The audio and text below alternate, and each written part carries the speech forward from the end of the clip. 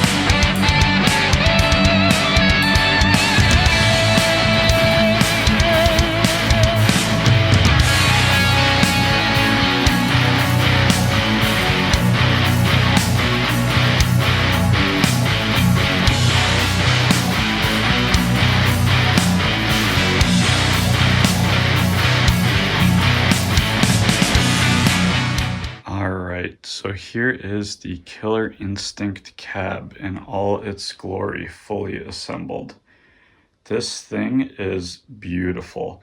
The coin door on it, it was something I didn't think I'd care for because I actually do like the design on the front of Big Blue there. Now that I actually have this assembled here, like I can see why people opt for adding coin doors to their arcade cabs. It just makes it look really cool and authentic, so I love that touch.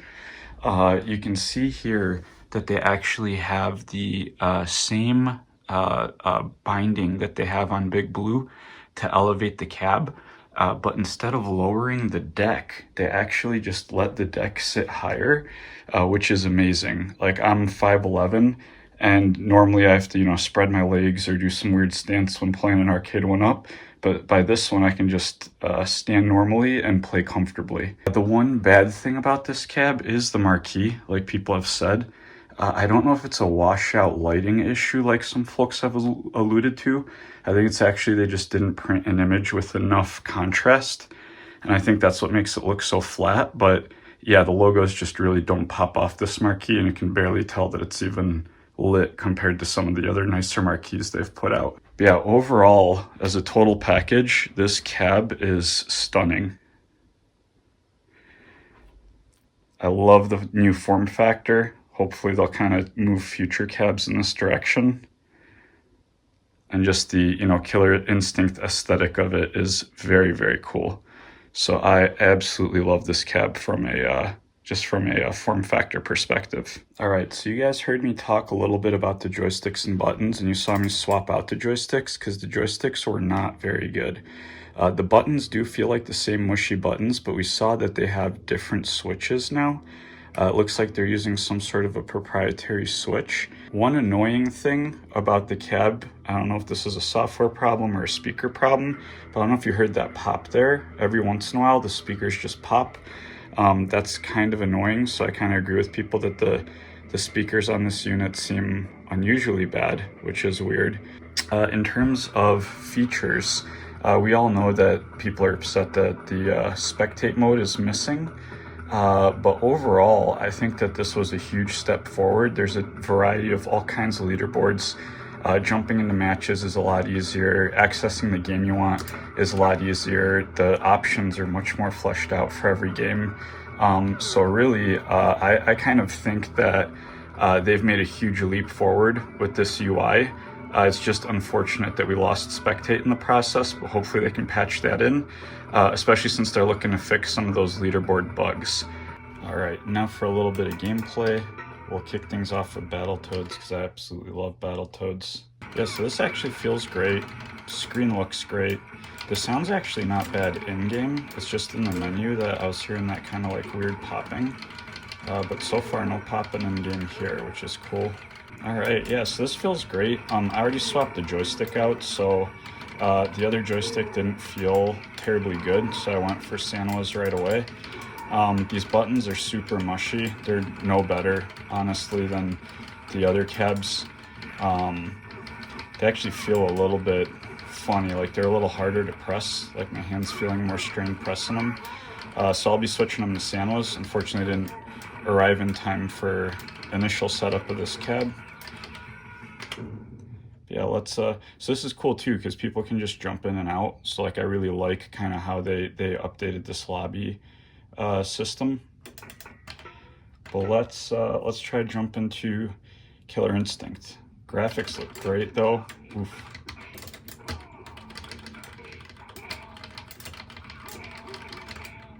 They're pretty strict with their motions actually for like the Hadouken that Jago has. That's kind of surprising, but yeah, I got my butt kicked there. But graphics look great, game feels great. I'll probably do a follow-up too of just an extended play of some of these. This dude looks kind of like Spawn, and I'm a huge Spawn fanboy, so I'll roll with him.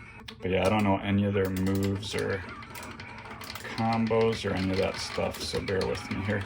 You can hear me just mashing away over here. Unforgiving, look at that life bar she's got. Yeah, these games seem really cool. I'm super excited to give them to them because I really like Killer Instinct 2013. So these old ones, they seem really fun. But yeah, overall the games play great. The games look great. The sound in game was actually not that bad. So yeah, I'd say that this cab is a buy. It is, you know, their prices did go up, so that's something you do want to consider. Given that this only has 5 games on it, only 3 of the 5 games are actually arcade games. But in terms of, you know, all these online options they added, all these, you know, scanline and blah, blah, blah features that they added, like all that stuff's really cool. So I'm looking forward to digging into this cab, and I have a feeling I'll be playing this one quite a bit.